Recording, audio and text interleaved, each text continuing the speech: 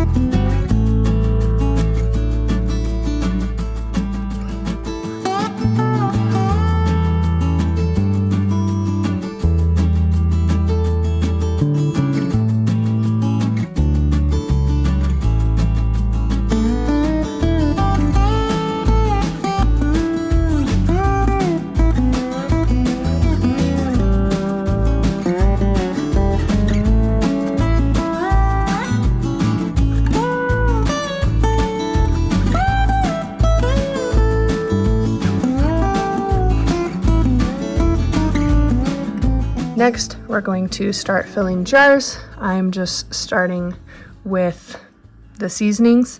Again, if you want to see measurements of the exact recipe, I've linked it below so you can check out that link to get exact measurements and what you should be putting in each jar. I'm starting out with some salt, and then I'm going to do some bouillon in here. The recipe calls for bouillon cubes. I usually don't use bouillon cubes, but I like this bouillon paste. If you have not used bouillon before, it's basically just really concentrated seasonings, but it's really good stuff. So putting a little bit of that into each jar.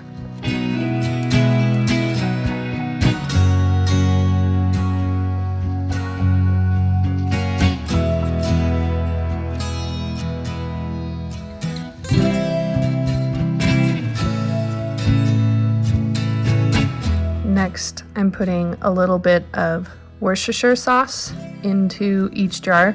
This is something that the recipe does not call for. So again, if you're not used to canning, don't know the mechanics of it, follow the recipe. But this is one of those liberties I took that I felt comfortable with for our family. I'm just putting a little bit of that into each jar, and then I will move on to the garlic. Sorry, not the garlic. Here is the red wine for the wine sauce. The great thing about recipes like this when you're pressure canning them is that not only is the meat going to be really tender because it was pressure cooked, which tends to make things really tender, but it's all cooked in its own juices. I'm just using an organic red wine that I happen to like and usually have on hand. You can use whatever kind of red wine you prefer here. But we'll just continue on. Got the red wine in there, then we will add a couple garlic cloves and then some of the apple, carrot, onion mixture into each jar before we move on to the chunks of meat.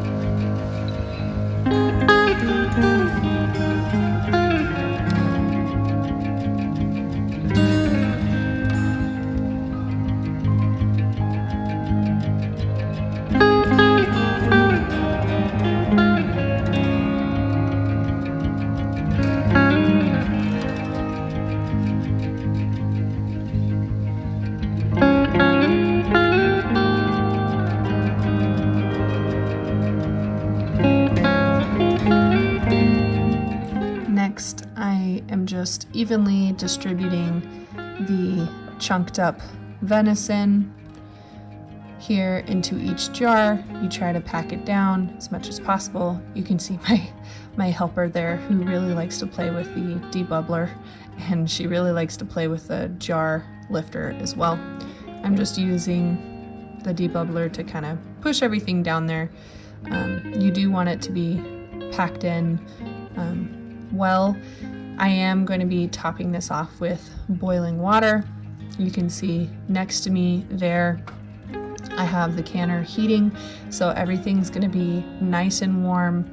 The jars are warm, the food inside is warm. So to get everything started and canning.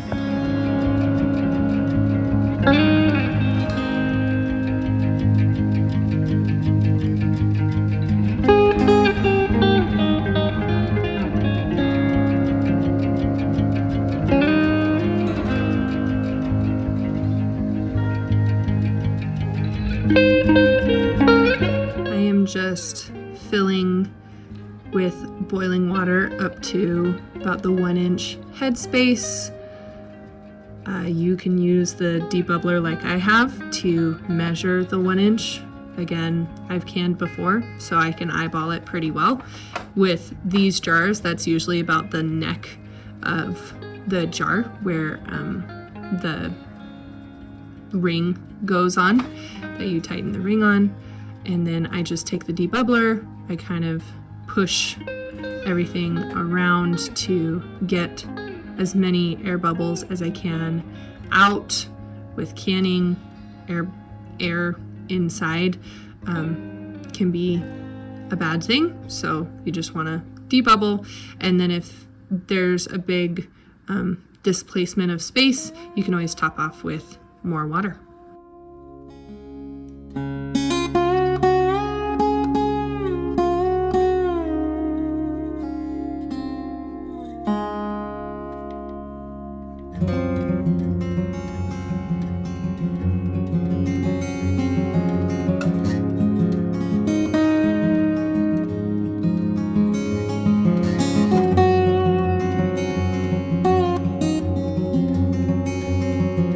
Lastly, before I put my rings on and my lids and my rings, I'm just taking a cloth that I have dipped in white vinegar and wiping the rims to make sure that there's no food debris. I'm also checking for chips or cracks or anything like that.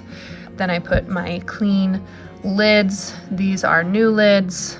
It is usually recommended to use brand new lids when you're canning, although I know lots of people who don't always do that. In fact, I don't always do that. But again, follow the recipe, follow instructions until you're really confident.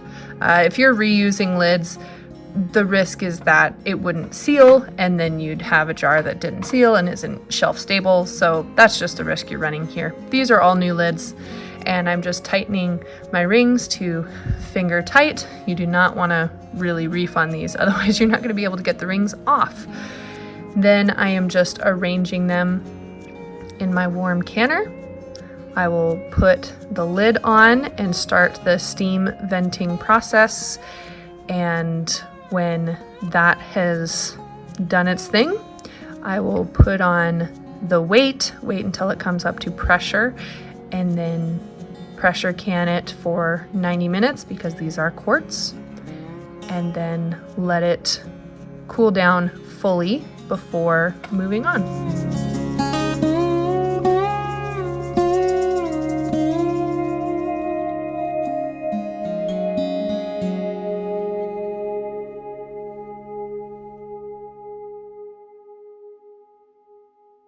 Hey guys, so it's the next morning. I usually like to pressure can over, I'll do it like in the afternoon or evening, and then I will just let the canner cool overnight. That way I'm not worrying about releasing the pressure too soon or siphoning or anything like that. So I have not opened this yet, so let's peek inside. I'm going to take the weight off first and just unlock the top. inside are our jars. And I just set a towel next to it so I can put my jars on there and they can dry for a little bit.